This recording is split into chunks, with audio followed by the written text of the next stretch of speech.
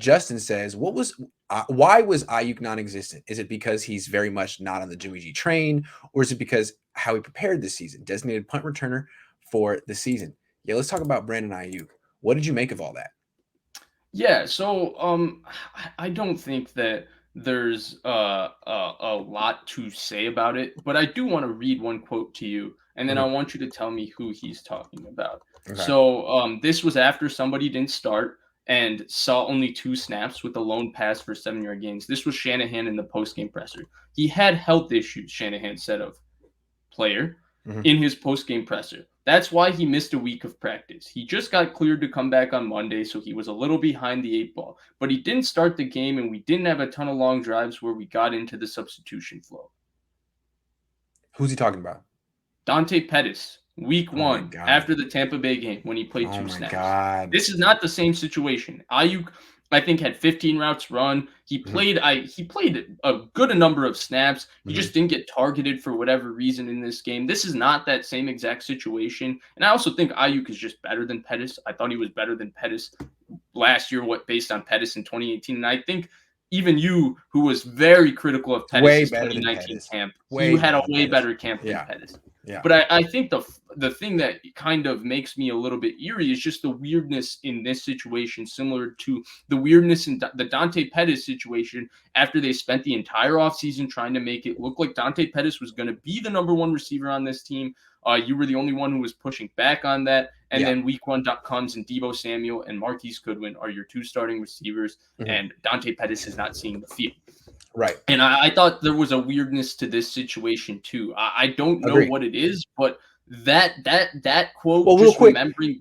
I thought he was okay in training camp, but he wasn't good in preseason. Was he? Nah, No. I mean, he nah. had the drop from Lance, the one that was high from Jimmy Garoppolo. Some people felt he ran the wrong route. He didn't really do anything in preseason. Meanwhile, Trent Sherfield went freaking crazy. Sorry. I'm sleep deprived. No, He he went did. crazy. He did. He did. Yeah. But I think even as crazy as Trent Sherfield would have gone, I mean, I don't know how much Trent Sherfield could have shown in one camp to make you want to play True. him over a guy you traded up to. I think they traded up, what, 3 picks to go I have a draft Brandon conspiracy theory. Aiyuk, and I he have a had an conspiracy excellent theory. rookie season. I have a conspiracy theory about Brandon Aiyuk and why this All right, happened. let's hear it. Okay, so I started pushing that he should be the punt returner out of nowhere. All of a sudden, he's returning punts. He might have liked the idea and gone to Kyle and been like, "Yeah, man, what's up with that?" If so, Kyle might not have liked it. His attitude might be, "What do you want to be, a punt returner or a wide receiver?" Because you're not going to be great at both. Kyle, you can be very stern about things, and maybe he doesn't like this whole thing of Brandon Aiyuk returning punts. Like, all right, fine, return punts. This Trent Sherfield wants to be a wide receiver. I don't know what occurred to me. Because like it seems I'm nitpicky. I saw Dante Pettis crash and burn. Aiyuk hasn't done anything like that. He dropped a couple balls in preseason. He looked pretty good in training camp. And I like hating on Niners first round picks. It's one of my favorite things to do. Ayuk's a good player. It seems petty. Yeah, he Petty. looked like a really good player. I Yeah. was actually shocked because usually, I mean, I thought they would try and they didn't even try to get him involved in this game. No. No. They tried in aspects of this game. You would see they would just go and get George Kittle the ball. All 4 of his catches were like that. They just tried to get George Kittle the ball. When you see something like this happen to Ayuk, when you see Trey Sermon being a healthy scratch, you wonder like, what's the story? Did they say something? Were words exchanged? Like, did something happen behind closed doors that we just don't understand? Because it's really doesn't make any sense. No, it doesn't. It It doesn't make any doesn't. sense. I like Trent Sherfield, but He's not this better than guy's Brandon good. Aiyuk. You Yeah. drafted him in the first. You traded up to get him. What has he done to hurt your trust? A couple of drops in Them preseason. not targeting him was the biggest thing because Yes. even in the amount of snaps he's played, we've seen guys have pitch counts and stuff because of injuries before. They didn't even make an effort to get him the ball in this game. Yeah. It was awfully strange. Kyle can say what he wants, but it seems like the guy's in his doghouse, and it's hard to say why. I mean, Okay. the first game he played against the Jets, the first catch he made was an off schedule, but the second game he really played was the Giants game. If you remember, they ran end rounds, they ran jet sweeps, they tried just ways to get him the ball because They didn't feel he was the most comfortable at the time. They felt he had to get better with the offense. And then by week 4, week 5, they made game plan efforts to get people the ball. If Kyle Shanahan wants to get somebody the ball, he's getting him the ball. That's what was shocking to me. It wasn't even that they didn't get him the ball. They didn't even try and get him the ball. Well, Like, there it is wasn't like they tried and ran I a know, play to get not him at all. open and Jimmy missed. They only called plays for basically Kittle and Debo. There was like one for Sherfield. That was it.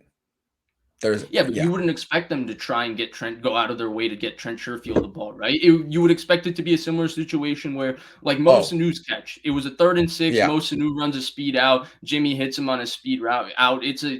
You're reading either side of the field. He picks the concept to the left, and he takes Mo Sanu and he hits it. But they didn't even do anything to get out. Yeah, no, they didn't. But I want to say something real quick. There is some similarity between him and Pettis, and this is it. Pettis' rookie year was like Aiyuk's rookie year in the sense that people hyped him up. They didn't play with Jimmy, really. Jimmy got hurt. Jimmy was out. And it was like a lot of catches and losses while playing with Nick Mullins. And other guys were out. So maybe Kyle looks at it as like, you think you accomplished something? Like, someone had to get these targets. Someone had to catch these balls. You come into week 2, like year 2, thinking you've arrived. Like, you haven't. And I'm going to take you down a peg right now. You think so? Yes. You think it's that deep? I just want to see what happens. I mean, Matt Mayoko reported that it's about his professionalism and how he works. Like, that's I saw that. I saw that. That was code. when Matt Mayoko was saying that, because other reporters for the most part were saying it's his hamstring, all of that. I think even you were like, this isn't that big of a deal, is it? And then we have Matt Mayoko who's no. It's a professionalism thing. The Niners feel he has to be more professional. And those were the whispers last year on Debo. So I'm wondering if they feel like they need to hold Aiyuk to the same standard. Because they were tough on Debo last year. I think they basically felt like, oh, you pulled your hamstring, like you were injured. Prepare better in the offseason. That's on you. Yeah, most people gave Debo the injury excuse last year, but they said they felt Debo needed to get in better shape, and get in better shape. Him and John Lynch, their end of the year presser, they essentially said that, and then so I think they may be holding Aiyuk to the same standard. And I think maybe they feel that being hard on Debo worked out, because look at him now. So maybe they hope that Aiyuk has the same response, because I really was the one who missed more time this offseason. They were hard on Debo, but every game Debo played outside of the Bills game, and that was more because the Bills defense was out of their way to take Debo away. They gave him the freaking ball. They made it a point to get Debo Samuel involved in the game. It's true. It's very weird.